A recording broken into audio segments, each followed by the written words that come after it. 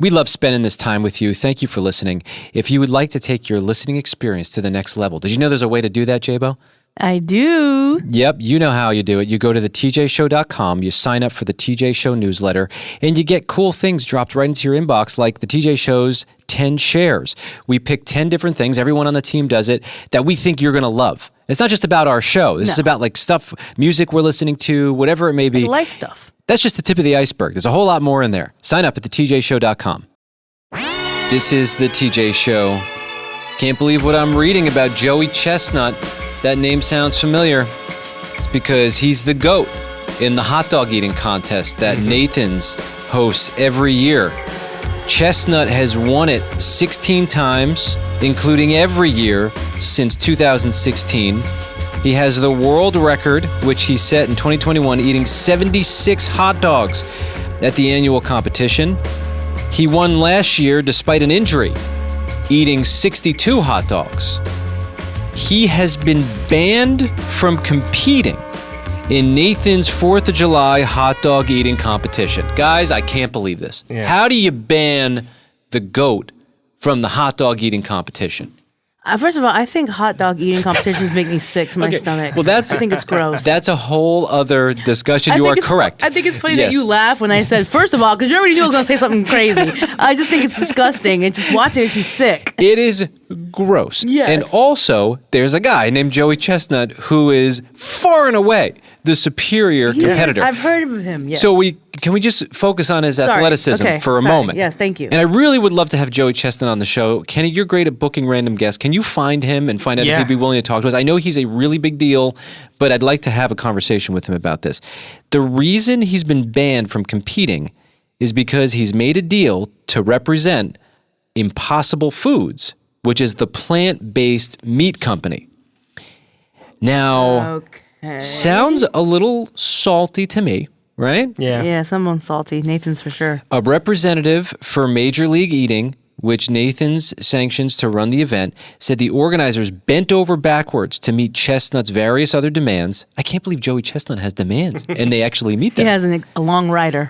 Now, what they're saying, and actually I didn't know this, a source said that Chestnut was paid $200,000 to appear in the Nathan's contest last year. He was also offered a $1.2 million 4-year contract going forward. I didn't know that he was making that kind of money on this. That's very impressive. Quote, a source said, he's like the Michael Jordan of competitive eating. But imagine if Michael Jordan said to Nike, I love being the face of Nike, but I want to do commercials for Adidas too. Oh, that's facts, yeah.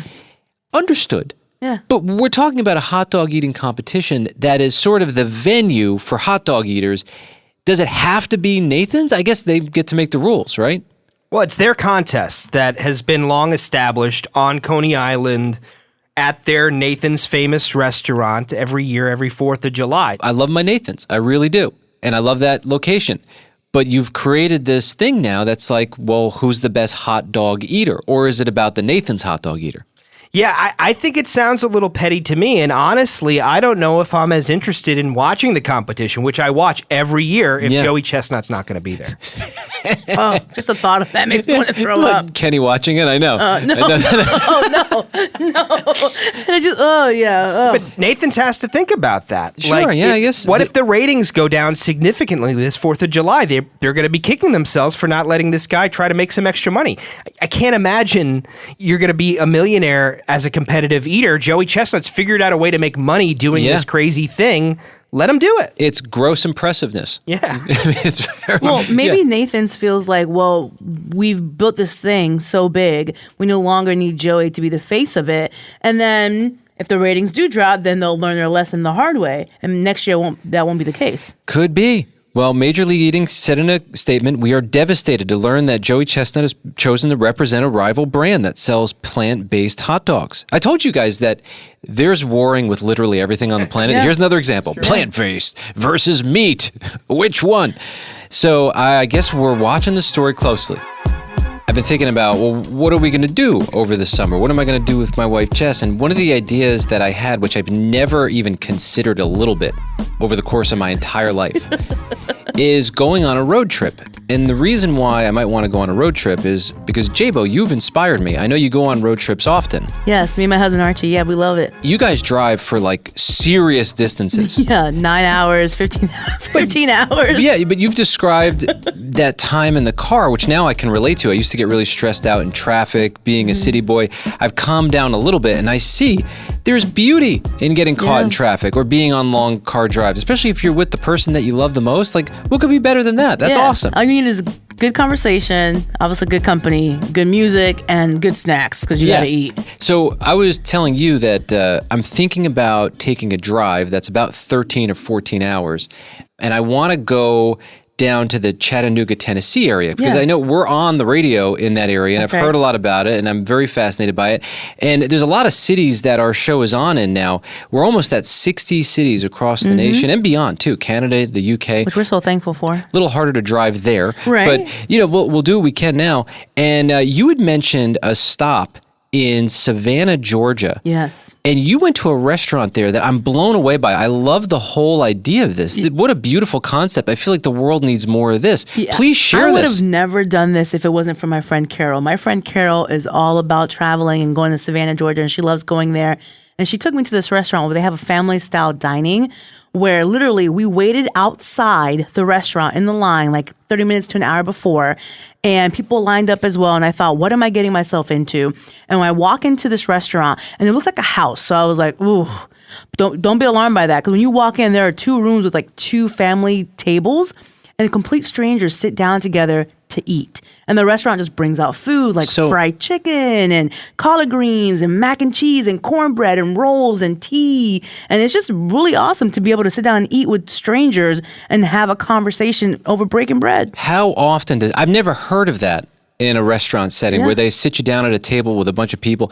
Isn't that what the world needs right there? I would love that. I would absolutely love that. Now, of course, I'd be a little nervous about who's washing their hands and who isn't when it comes to passing food.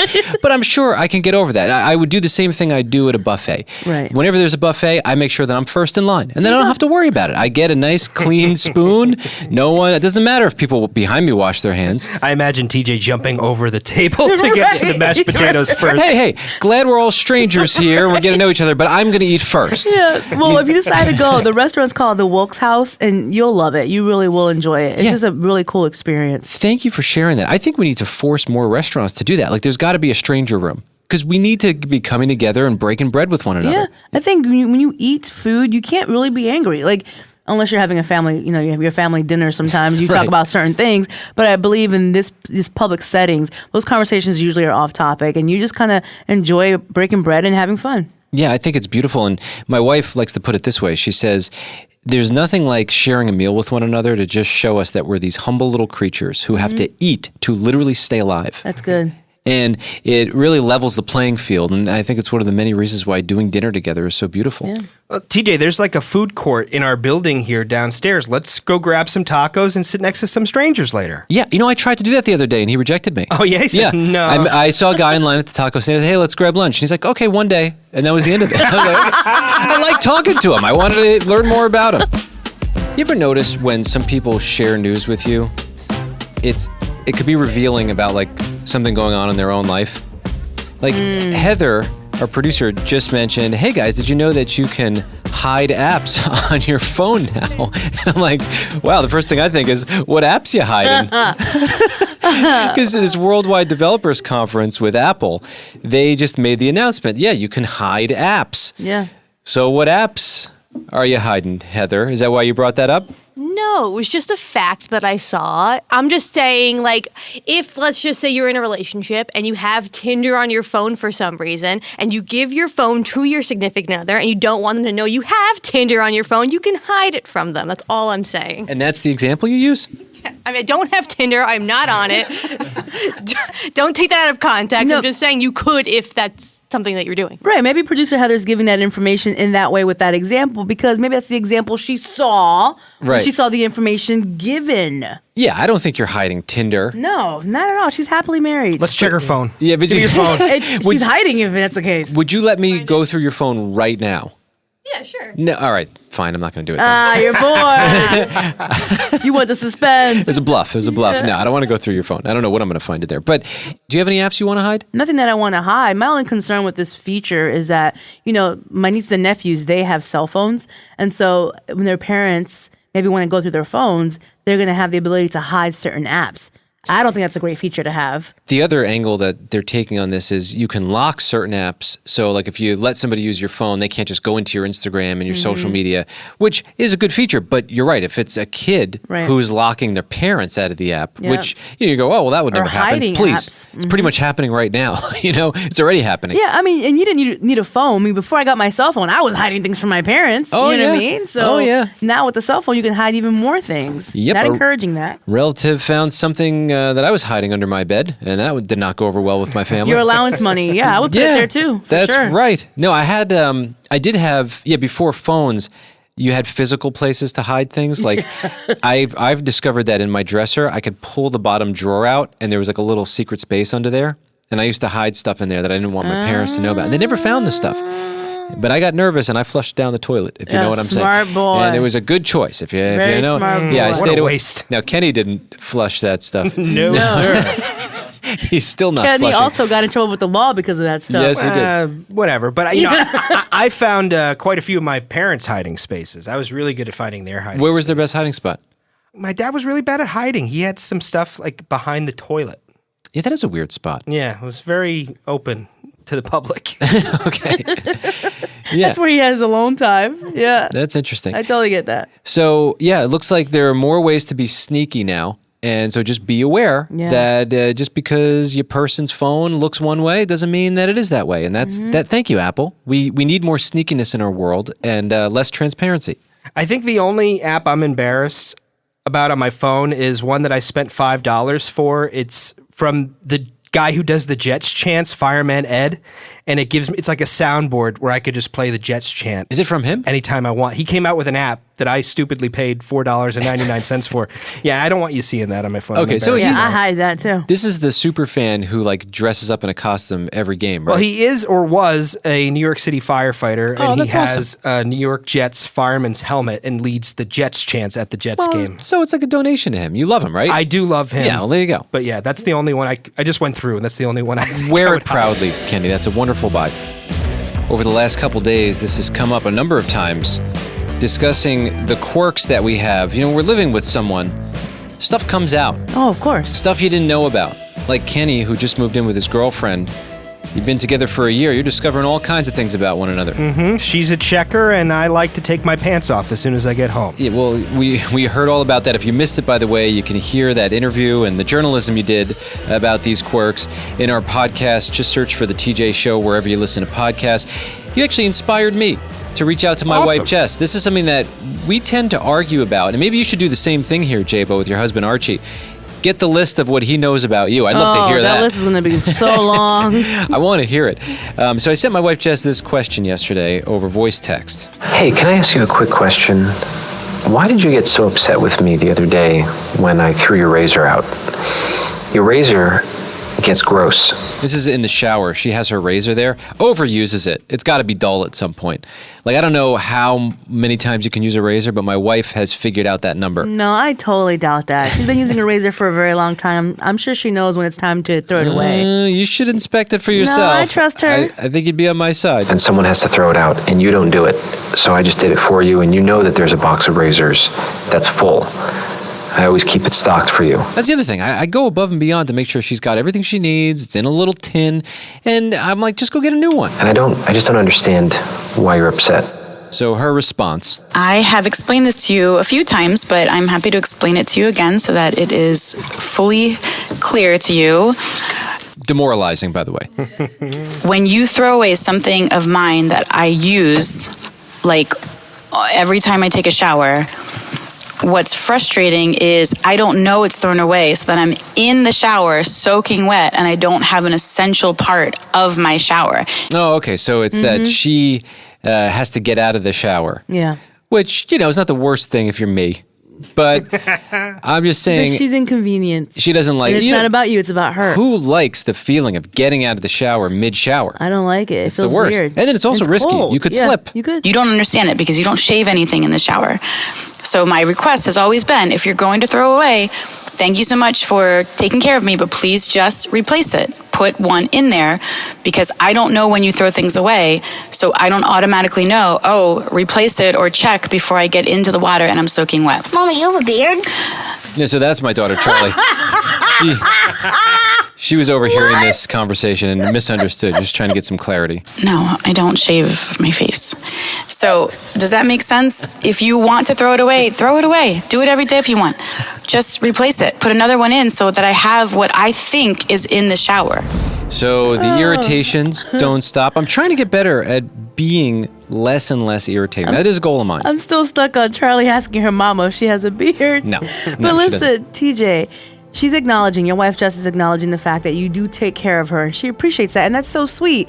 If you're going to take care of her, don't halfway take care of her. Take care of her all the way. Well, I've been lectured, and I'm taking note. I want to make life as wonderful as I can for my wife, Jess. And this is a part of it. And you know what? Even though this annoys me that I now have to do the job she should be doing, because it's for her, I'm going to sacrifice more of my time to make sure that's just a little bit more wonderful for her. It's like going to take you half a second to grab a new razor and replace it with, and throw the old razor away and just replace it. Or you can just leave the old razor there and let her take care of it herself. But you know, you put that on the list with taking out the garbage and making sure that the recycling is there. But I'm not keeping track. But that's your choice. No, That's I know. your choice. I know. You want to. I want life to be more wonderful. This is the TJ Show. This edition of the TJ Show is sponsored by BetterHelp. Yeah, the year is going by quite quickly. Bro, I blinked and it's gone. Halfway there. Mm-hmm. And sometimes it's hard to take inventory on how we're doing. Yeah. And I think one of the ways to truly assess our progress is by talking to someone else about it.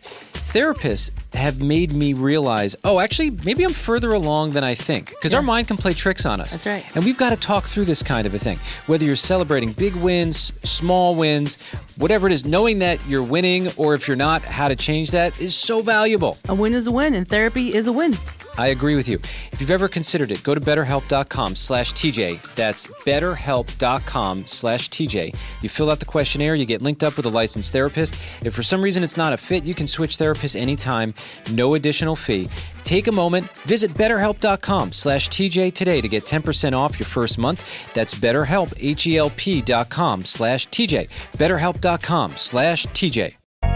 The TJ Show is sponsored by Prize Picks. You want to play daily fantasy sports and it just seems so complicated? Well, what about Prize Picks for daily fantasy sports? Prize Picks is cool because it's just you picking against stat projections, more or less on 2 to 6 players' stats, everything from basketball finals. Keep an eye out for star players for boosted payouts, and you can even use esports to add to your entries now. Yeah, every Wednesday and Saturday in June, if your esport lineup doesn't win, you'll get your entry fee back. Quick withdrawals, easy gameplay, and an enormous selection of players and stat types are what makes Prize Picks the #1 fantasy sports app. PrizePicks.com. Download the app today and use code TJShow for a first deposit match up to $100. That's code TJShow on Prize Picks for a deposit match up to $100.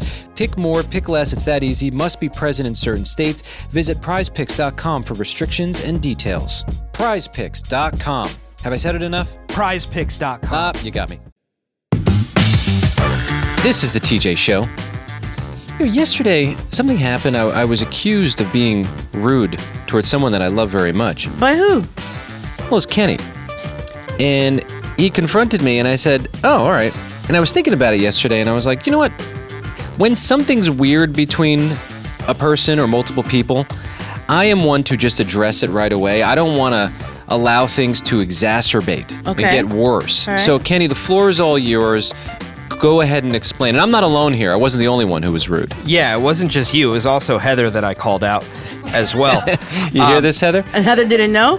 No. No, she okay. has no idea She about knows this. now. But our friend Josh has a calf injury and he's limping around. We all left yesterday to go get something to eat. We got on the elevator together. We get off the elevator. I look up. You and Heather are 100 yards ahead of me and Josh. I was the only one that waited back for Josh to walk with him so he didn't have to walk alone. Yeah, Josh has an injury. He's a super athlete. And what happened? You fell down on a soccer field, which I'm very sorry to hear. Right. Yep. Your leg just gave out, which it's really surprising because you're strong. Yeah, no, surprises me. Yeah, that's for sure. So Josh is walking very slowly, and you were with him. And I thought, well, that's an opportunity for you guys to bond. And then Heather and I we were bonding, right? Wasn't that a bond yesterday? We were walking fast. We are pretty much New Yorkers through and through. And you learn how to walk really fast. And when things slow you down, we're a little bit rude about it, right? I mean, is that what it is? What's your assessment, Heather? I know you care about Josh. Yeah. Oh, no, I love Josh, but at this point, he's dead weight. Like, we have places to be. We just got to keep moving, you know what I mean? I left like literally 10 minutes before all of y'all left because I was like, y'all ain't moving fast enough. And here's the thing, I have an Achilles injury, and I already knew like I should get a head start because I usually get left behind. So I was like, nah, I'm gonna go first. Well, that's true. J-Bo outpaced all of us yesterday. Yeah. You were already sitting down at the cafe when we got there. That's very I had impressive. a table ready to go. Actually, I felt so bad that Kenny had to stay back with me that if you remember when we got to the cafe, I stayed in my car until all of you guys went in because I didn't want anyone to have to slow down and walk with me. So I appreciated that, Kenny. Thank you. Well, and I did appreciate our time to bond. We did get to chat a little bit, but I just was looking ahead at TJ and Heather, and I was like, wow, you guys just don't care at all. Are we all supposed to like tiptoe to our car together, or should two of us get there faster? And also, you know what? In all fairness, we were paving the way to make sure that everything was safe on the way to the car, right? We had to scope the place out, and you guys wanted to make sure Josh was cool, and maybe he didn't get mugged on the way to the car, because you'd be very vulnerable right now, right? Sure. I mean, even this morning, TJ and I walked in together, and he was like sprinting. And I'm trying with everything I have to keep up with him, but he just kept on going. Sometimes TJ and I will pull up to work at the same time, and he'll be kind and he'll wait and everything, and I'll tell him, no, go ahead and go. I know my Achilles injury is going to slow him down, and he sprints, and I can't keep up. So you know what I've started trying to do? I've tried to find workouts in normal parts of my day. And I feel like if I do a bunch of these little miniature workouts throughout the day, part of that is always walking fast places. And it seems to work. I mean, I do feel good about walking fast everywhere.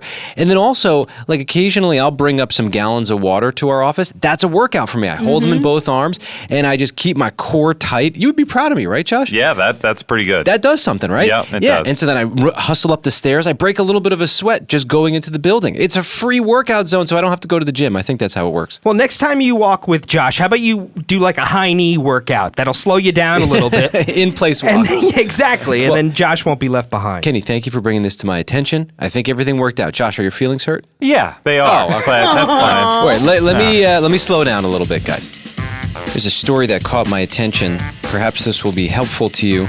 I know I struggled with negativity for many years, and I didn't even notice it. I didn't notice that I was so negative until I met my wife, Jess, who is probably one of the most optimistic people I've ever been in the presence of. And when we started dating, I vividly remember we were crossing a street, and I said something along the lines of, well, what if this happens? And then followed by something negative. And she's like, why do you always frame things in such a negative way? I said, what do you mean? And I really meant, like, what do you mean? I didn't notice that I said anything that was negative, and she had to point it out to me. And I started to become more aware of my negativity, and it was not good for my health. yeah, sometimes we don't realize we're doing something, or the thing that we're doing isn't so great because the people we're around, they do it too. Yeah. So it just seems normal. You're just like, oh, this is common. Oh, yeah. So many things that we're just submersed in seem so normal, and they're hurting us. Yeah, until someone tells you, hey, there's a better way to do this. Yeah. And so there's this story about optimism and how it actually has an incredible positive effect on our health. There's a guy who shared his story. He's a startup entrepreneur. He was healthy, but chronically worried. And he regularly did 20-mile bike rides. Everything seemed to check every box that he was a healthy guy. All of a sudden, could barely walk, started getting blurry vision, spiking blood pressure, went to the emergency room. The doctors were suspecting a stroke, but then they realized they couldn't pinpoint what was going on. A close friend of his, who's one of the most optimistic people he knows, said that he pointed out, this guy, he lacked faith that things would work out, always suggested that things might go wrong, and he thought that maybe that was part of why he burnt out. Well, he started looking at the world very differently the next day, and his life has completely changed. He says in the year since, he hasn't had any similar health crises, despite working longer hours. He credits his newfound positive outlook for the change. He said he could never imagine living life the way he did back then. And then all it took is one friend saying, hey, I've noticed that you do X, Y, and Z. Have you considered doing something different? Yeah, that's literally what my wife did. It was sort of you better change or this is not going to work out. But Well, she didn't say that, but that was the underlining probably. No, and I didn't realize that's kind of what she was saying at the Right. time. But I started to reframe the way that I think, and I can definitely see there have been benefits because of that. Now, of course, the experts go on to say that optimism isn't a cure-all, but many studies over the decades have shown a link between a positive outlook and good health outcomes. Well, if that's all it takes to give us a little bit of an advantage, can we start looking at the glass being half full? Yeah, half full. And not to the point where it becomes like, there's a term that's used, it's toxic positivity. Right. Where everything, oh no, everything's great. And it's like, no, you literally just got your leg like blown off. So that's not great, right? Sure. But having a mindset where like being hopeful. you Yeah. know? So there's a whole list of ways to become an optimist. And I want to read through this list because it's really good stuff. There's an author of a book about optimism and being practical about it. Her name is Sue Varma, and she's an assistant professor of psychiatry at New York University. And she put out a list that's quite helpful. It's called optimism training. I'm ready to go to camp. Let's go. If you want to learn how to be an optimist because you know that there are these health benefits, begin by noticing how you deal with uncertainty, she said. Do you tend to worry, assume the worst? Try to reframe the thought in an objective manner. Is there a silver lining? Is this a problem to be solved or a truth to be accepted? I mean, just try it. What do we have to lose by putting it through that lens? Try to envision the best possible outcome and a step-by-step path to get there. Describe the path in detail until the problem is resolved, and then to bask in this success. Give me an example of what that might look like, J-Bo.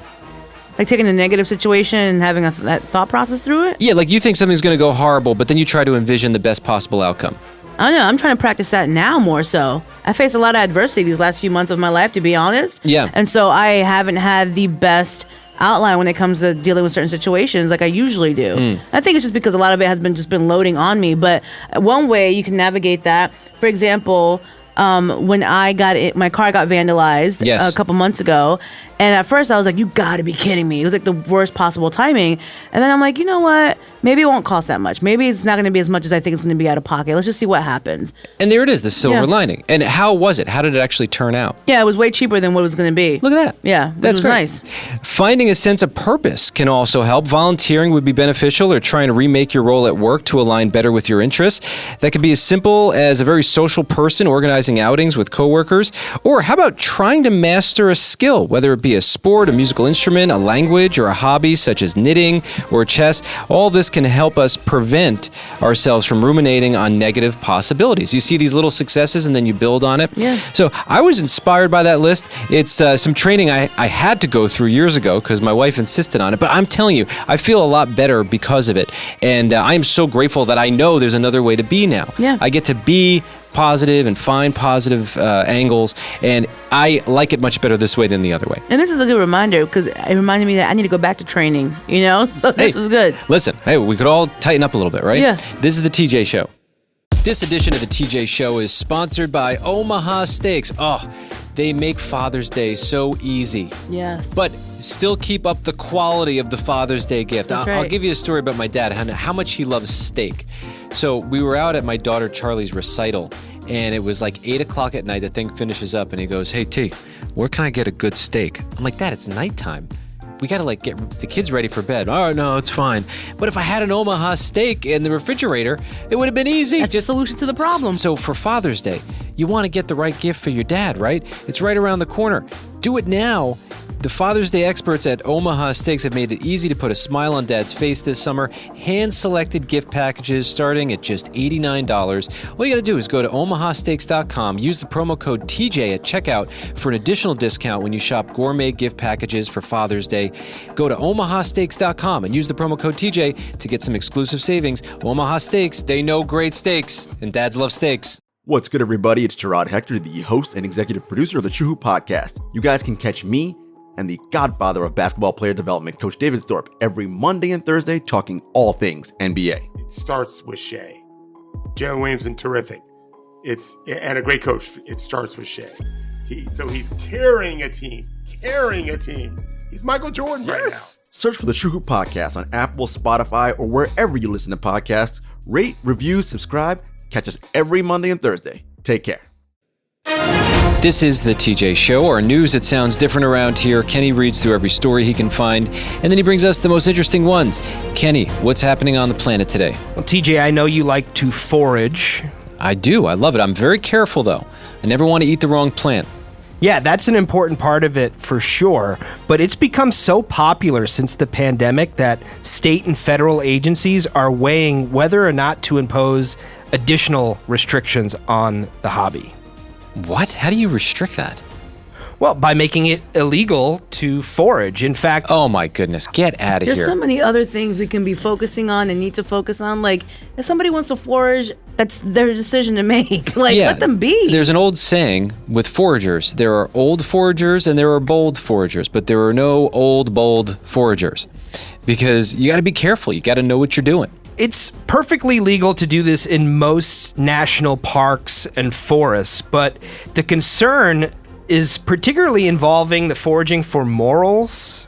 Mushrooms? Yeah, different special kind of mushrooms. Oh, so they're trying to make it illegal just to eat that. Like, you can pick berries still. Out in western United States where wildfires are more prevalent, apparently these mushrooms sprout up after burns. And so they're concerned about people visiting these burn locations to forage for mushrooms, and they're seeing like people coming in droves. They know that the best time to pick these morels, if I'm pronouncing them correctly, are right after a wildfire burn. Yeah, you got to be so careful. You really have to know what you're doing.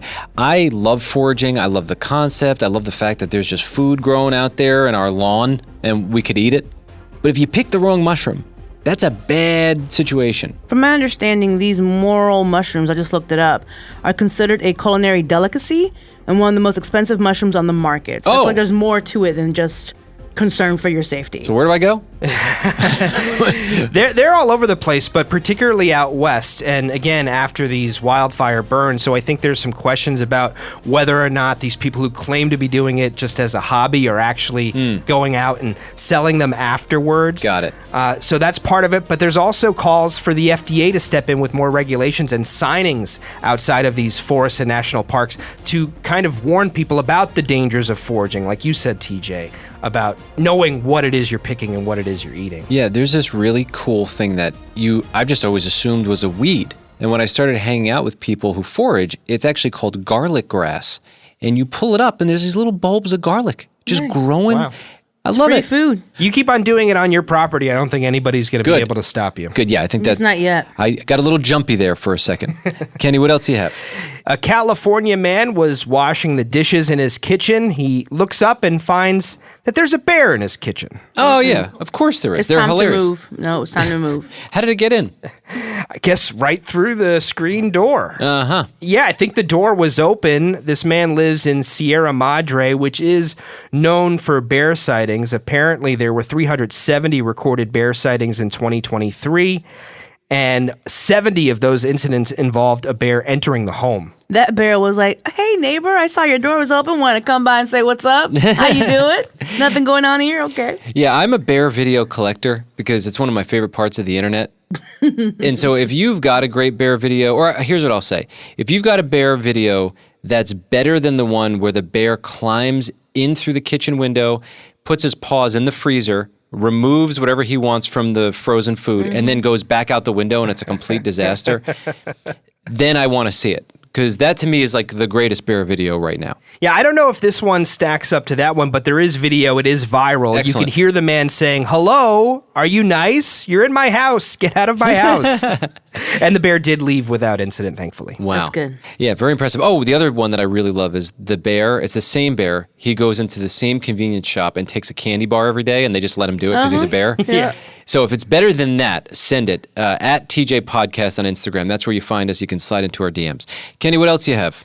Stellantis, the parent company of Chrysler, Dodge, Jeep, Ram, they're recalling more than 211,000 SUVs and pickup trucks in the U.S. after a software malfunction was detected that could disable the vehicle's electronic stability control systems. Wow. Is it just me, or are we hearing about more and more recalls? Mm-hmm. They do appear to be more frequent. Yeah. Yeah, I mean, maybe I'm wrong about that. I don't know what the actual stats are, but I do wonder sometimes if, as much as I love the computer in the car, there is something awesome. There's this guy that I know. He can take a car, bring it into his garage, and he's got like a little shop. He can work on a car and like it just works. It's just mechanics. It's not computer. Not computers, just yeah. bunch of metal, and it makes the thing move somewhere. I kind of like that. Yeah, like, me are too. There, I kinda are like there that still too. cars that can do that new? I don't think so, No, right? Everything's computers nowadays. Yeah, I think so. I mean, even like the inspection process is all computerized. A lot of those old cars, like there would be no way to go to the inspection station and have them plug in that device that tells you whether or not your car passes inspection. It has to have some kind of computer system these days, I think. J-Bo, you and me, we're going to get one of those weird, old cars. Yeah. And if we need to retreat somewhere, you're going to know who. That's right. You, me, your husband Archie. You can't shut our cars down because it's not Right. attached to a computer. That's right. I'm going to drive somewhere and hide. That's right. This recall. I love how people talk about that. Yeah, man, I'm going to go in the middle of the woods. No one's going to be able to. They're going to find you. You're like, guess what? Other people that have that idea are going to also be in the middle of the woods. Well, maybe if we all band together in the middle of the woods, we actually will be okay. I don't know. Let's not think about this. It's too sad. Then they'll find us, TJ. Let's just keep our computer cars. Hopefully they just work soon enough. The vehicles affected are the 2022 Dodge Durango, the Ram 2500, and Ram 3500 vehicles. I'm still waiting for the Apple update where you could turn your computer into a car. Like if we're going to have computer cars, let's just use the MacBook Pro. Beep, like a and then transformer? it Let's turns go. it. Come on, that would be awesome. Well, they were working on a car, but they gave up They on bailed. those plans. Yeah, you never know what Apple's up to. They might have right. some Okay. big secrets. Remember that whole iPhone thing? Wonder how long they had that before it came out. Yeah. That's true. Good idea. I have no idea what I'm talking about. Kenny, what else you have? You know, it's been almost a year since the tragic events involving the Titan submersible that imploded on its journey to view the wreckage of the Titanic. Yeah.